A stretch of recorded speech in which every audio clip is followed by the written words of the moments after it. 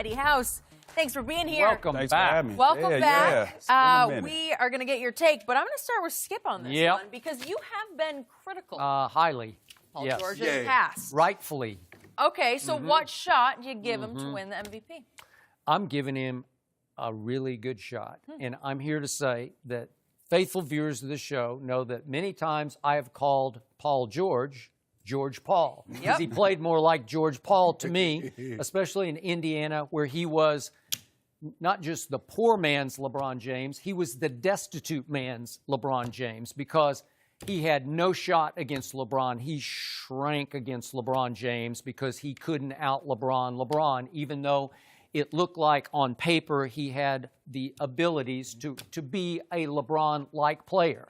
And then what happened in the playoffs last year as Russell Westbrook's sidekick, we got to the fateful Game 6, the closeout game at Utah, and Paul George turned right into George Paul and completely disappeared. He scored no baskets the last 3 quarters of that game at Utah while Russ went full-on warrior, dueling with Donovan Mitchell, especially in the third quarter. They just went basket for basket for basket. And finally, the Thunder just couldn't pull it off. They lost 96-91 because Paul George went 2 of 16, 0 for 6 from 3. And then he got his big contract and shocked the world by staying in Oklahoma City. And then it shocked me because a weird thing happened. Usually a player gets all this money and he kind of puts it in cruise control a little bit. And Paul George went completely the other way. Nobody in this league plays harder every dribble than Paul George. And the proof of that is on the defensive end because he now leads the league. He's running away with steals with 105. And by the way, Oklahoma City just thrives on steals. They average over 10 a game, which just dominates the NBA. Paul George leads the league in deflected balls with 175, as you know from your years of playing. That's just effort. That's just want to. And finally, the favorite stat of all is that nobody dives for loose balls better than the superstar, the high-paid superstar, Paul George. He's recovered 105 loose balls, which is just running away with that category. No team turns turnovers into points faster than Oklahoma City because their half-court offense it's pretty dreary. It's pretty dreadful. But they can beat you with their defense. They ignite on the defensive end, led by this man. So, again, I look at the numbers at 27, 8, and 4. I think on a nightly basis, he's making clutch shots. And we're just talking about regular season because now I got to see if he can rise and shine in the postseason.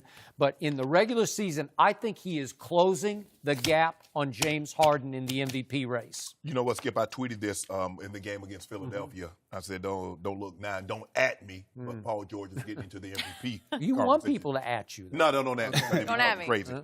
I don't think he has a chance to win it, but I think he deserves credit because of the way he's playing.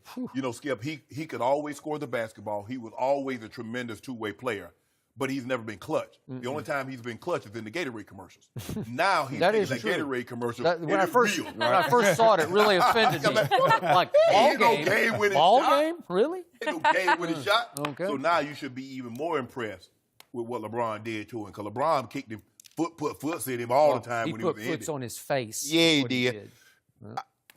It goes to show you that I think Russ has come to the real. I think Paul George is the best player now. He's been their most consistent player. I know Russ had another triple-double last night. He's up to 14. And there's a good chance he's going to average another triple-double for the season, which will be 3 consecutive seasons in which Russ has averaged a triple-double. But Paul George is their best player. Yeah. He's doing He it. is. No, he is. He's doing it on both. You just said a mouthful now. He's doing it on both ends of the floor. And for him to hit a 4-point play that won him the ball game, that's unbelievable. It is. And he hit that on Jimmy Butler. Jimmy Butler's no slouch at the defensive player either. No. So for him to be able to do what he's doing, and it just goes to show, everybody said, well, nobody wants to play at Russ. He wanted to play with Russ. He did. He loves playing with Russ. He wanted to play with Russ. And I don't think James Harden is just off the charts. I mean, he's averaging 36 points, 8 assists. Giannis is almost 27 points, almost 13 rebounds, 6 assists, and Bucks have the best record. But he's got, and my guy, Go James will be back Sunday. So wait, he's coming back? Don't worry about it. I thought maybe he took the rest of the year off. Go James. So let that sink in. What Paul George is doing. What'd you say his numbers were? 27, 8, 4. but steals like he's leading the league in steals. LeBron James averaged that for a career, for 16 years. And we talk about Paul George in the MVP conversation for doing that for 1 year. I thought this was supposed to be about Paul George. Paul, He gonna sneak LeBron in like you gonna sneak Tom Brady in. That's just how it goes. You know what? That's a good point. Paul George is no Tom Brady, right? Paul is having an unbelievable season. I don't think he has a very good chance of winning the MVP, but he deserves credit for as well as he's played.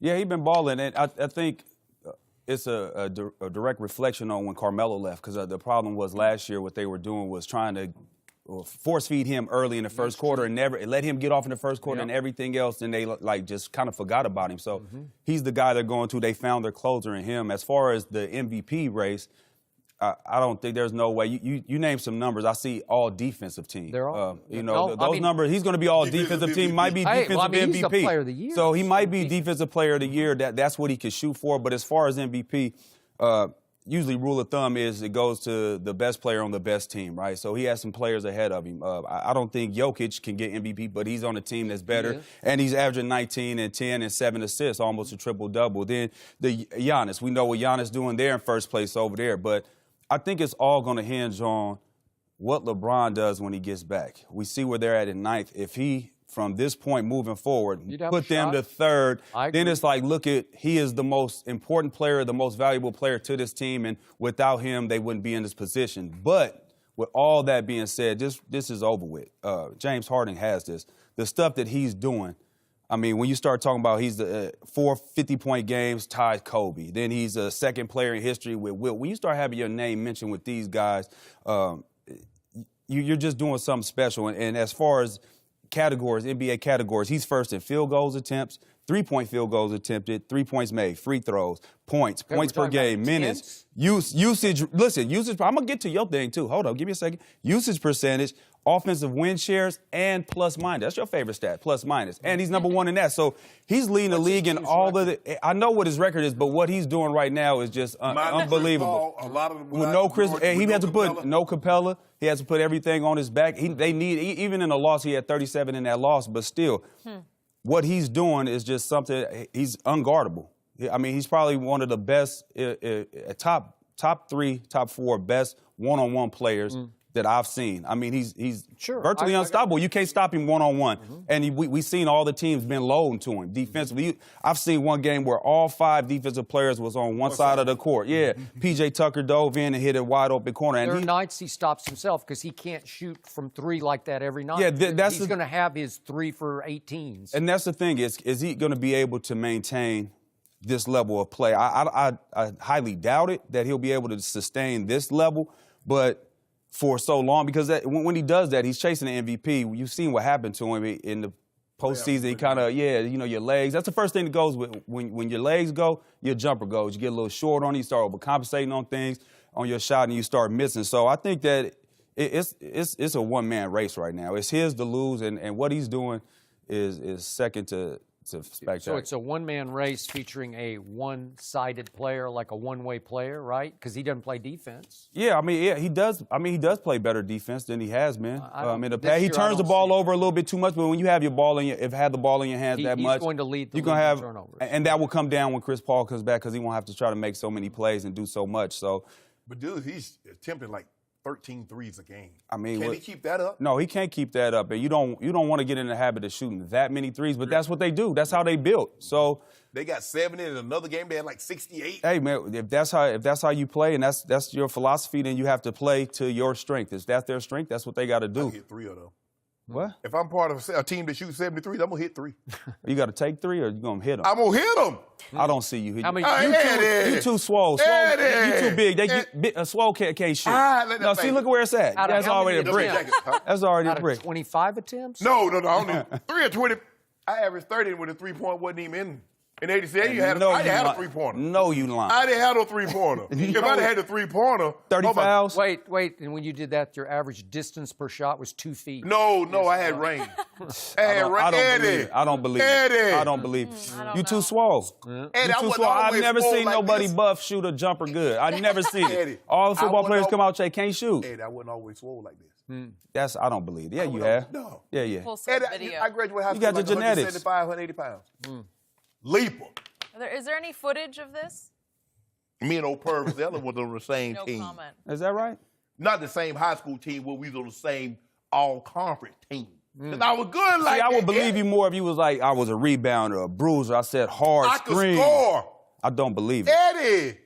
I need some footage. I need some actual factuals of that. We Can I get a do. newspaper clipping something? I like to Give see me the something. pictures. I got Give me a that newspaper Skip, though, clipping or from something. his 2 one basketball night. days. I don't believe that 31, either. 19. I don't believe I'm gonna bring you Bring me the Blue clip. You guys bring can me the settle clip. this. And by the way, Great. Eddie House once at Arizona State scored how many points? 61. 61 in one college basketball game against Cal. There you Yeah, go. against Cal. Those are the numbers They you want to was, talk they was about. studying. Those If they didn't do the numbers. game plan, they was in there studying. No, they didn't know you could no, shoot like yeah, that. they did. No, they Eddie, did. good to have they you. did. Thanks Yeah, for them joining guys. I us had to again. whoop 'em. Well, John.